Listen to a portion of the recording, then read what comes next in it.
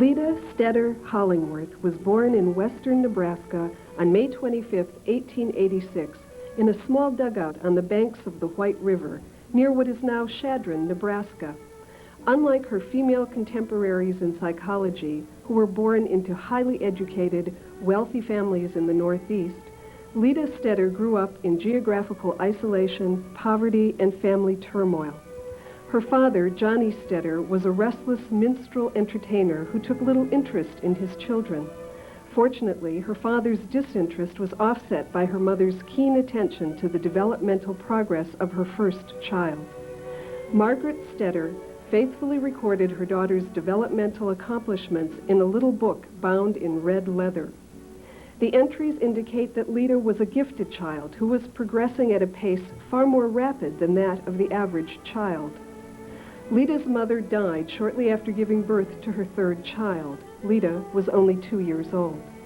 The responsibility of raising the three Stetter girls fell on the shoulders of their maternal grandparents, Mary Blair Danley and Samuel Danley, since their father was unable to raise his children responsibly. Leta and her two sisters moved into a soddy with their grandparents and began attending school in a one-room log schoolhouse. These happy days were short-lived, however, as Grandma and Grandpa Danley died a few years later, leaving the three girls at the mercy of their father and stepmother, who were living in Valentine. As an adolescent, Leta threw herself into academic achievements and wrote an astonishing number of original poems as a way of escaping a home life filled with alcoholism, chaos, and cruelty. After graduating from Valentine High at age 16, Leta pursued her love for poetry at the University of Nebraska, Lincoln, where she quickly achieved a class reputation in literature and creative writing and was designated class poet of the class of 1906. Her collected works are preserved in Prairie Years, published posthumously in 1940. Although she had hoped for a career in writing, Leta entered the teaching profession so that she could give financial support to her two younger sisters.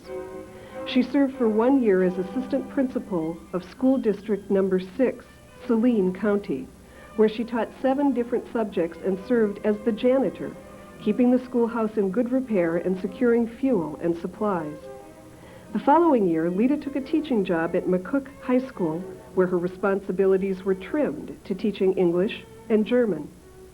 While Leta was teaching in Nebraska, her fiancé, Harry Hollingworth, graduated from the University of Nebraska and moved to New York City to pursue graduate work in psychology at Columbia University. With great reluctance, Leta left the wide expanses of her native state for the confines of a small one-room apartment in New York City in order to marry and be with Harry.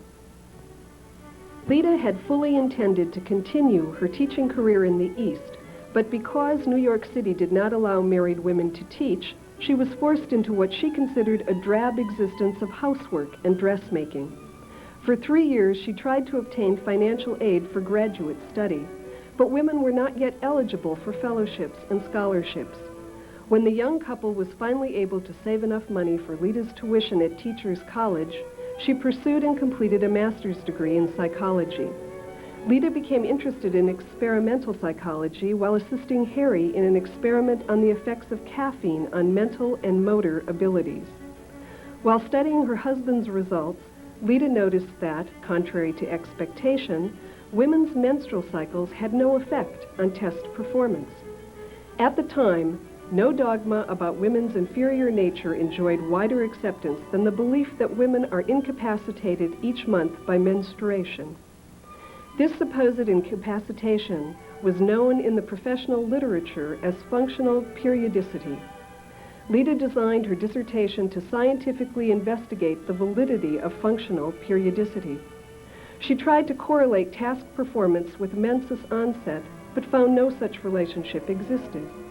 In comparing her experimental findings to the popular armchair dogma of her male contemporaries, she concluded, "It seems appropriate and desirable that women should investigate these matters experimentally, now that the opportunity for training and research is open. Thus, in time, may be written a psychology of women based on truth, not on opinion, on precise, not on anecdotal evidence, on accurate data, rather than on remnants of magic. Leta's dissertation was to be the first of many works on the psychology of women. By the time she had completed her Ph.D. in 1916, this inquisitive psychologist had published 6 scientific papers on the psychology of women. She wanted to know why women were regarded as inferior to men. What were the facts that supported this position? She read works by leading psychologists of the day, James McKean Cattell, G. Stanley Hall, and her own advisor, E. L. Thorndike, but she could find no scientific data to support their claims. A second armchair dogma about women's inferiority was the hypothesis of greater male variability, the belief that males were more variable than females and therefore were the superior sex. Darwin's theory of evolution was, at the time, exerting a great deal of influence on the study of psychology. His doctrine emphasized the importance of variability as a principal means of adaptation and evolutionary progress. Thus, variability was believed to be a sign of superiority. Psychologists who believed that males varied more than females justified their belief by using the dubious observation that it was men who excelled in scientific and professional endeavors, and men who accounted for the majority of those institutionalized for feeble-mindedness.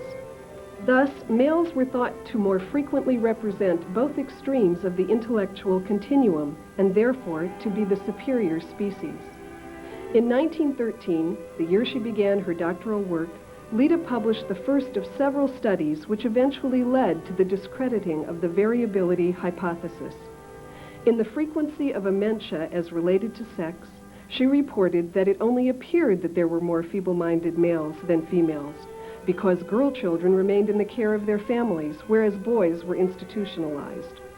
In a second study of the variability hypotheses, Leta and Helen Montague analyzed the records of 2,000 neonatals for variability in birth weight and length. When the two researchers reported that females were more variable in physical measurements at birth, the armchair philosophers began to quietly drop the issue of greater male variation. When her subsequent studies of male and female IQ showed that females had, on the average, higher IQs than males, the subject of sex differences in IQ variability was quietly dropped as well. By 1918, when Leta published a review of sex differences in mental traits in the Psychological Bulletin, the variability hypotheses had been soundly discredited. Dr. Hollingworth had quietly and systematically exposed the double standard of psychological investigations. She pointed out that while psychologists condemned subjective judgment in science, they lapsed into conventional platitudes when making conclusions about sex differences. To Leta Stetter Hollingworth, science had no business parading tradition and opinion as scientific fact. Within 2 years of receiving her Ph.D., Dr. Hollingworth had become known as the scientific pillar of the feminist movement. As her husband later wrote in his biography, in her own quiet way, Leta Stetter Hollingworth took her stand with this group of liberal, although somewhat more agitated, women. Although Leta nurtured a lifelong interest in the psychology of women, her appointment as instructor in educational psychology at Teachers College, Columbia University, prompted a shift in her research to an emphasis on adolescent psychology and subnormal children. By the time she turned 42, Leta had published 75 articles and 5 books on child and adolescent psychology. A major theme in these works was that poor adjustment was due not to defective intelligence alone, but to emotions and attitudes as well. The publication of Gifted Children in 1926 marked a second shift in interest to children with exceptional talent. Her final text, Children Above 180 IQ, and 45 of her later publications were devoted to the subject of the superior child. The major theme of her work with exceptional children was that superior intelligence did not preclude serious maladjustments in home, school, or later life. On the contrary, superior intelligence presented its own peculiar adjustment problems. In the spring of 1938, Leta returned to her home state of Nebraska to receive an honorary Doctorate of Laws degree from the University of Nebraska. It had been 30 years since she had left the wide expanses of the prairie for the drab confines of a New York City apartment. In those years, Leta had retained a deep love for her homeland, Nebraska. While she and her husband were in Lincoln for commencement exercises, Leta asked Harry to take her to Wyuka Cemetery to select 2 burial plots. 18 months later, on November 27, 1939, at the age of 53, Leta Stetter Hollingworth died unexpectedly of abdominal cancer. Not long before her death, she had written, "One more thing I would say. Sometime I shall come back to Nebraska for good. I was born there. I was reared there. I was educated there. I shall take the long last sleep there. The East is too alien for purposes of eternal sleep." Today, Leta Hollingworth serves as a role model par excellence for women psychologists and educators of exceptional children. As the scientific pillar of the feminist movement, she demonstrated her commitment to the experimental method as one means of obtaining equality for women. By using her impeccable research skills, she single-handedly undermined the sanctity of the belief in female inferiority. Her investigations were also instrumental in stimulating research on societal forces that result in the inferior status of women. Not only was Leta Hollingworth the founder of the psychology of women, she was the foremother of the education of exceptional children and adolescents. Leta Stetter Hollingworth is a woman whose life and works must not be lost in the history of psychology. Those who carry the memory of Leta Hollingworth in their hearts remember her as a woman who had the vision to see, the courage to do, and the integrity to live. A woman whose passion for scientific evidence was balanced with the wisdom to know that science is never enough, that always there must be the person. We needed Leta Hollingworth.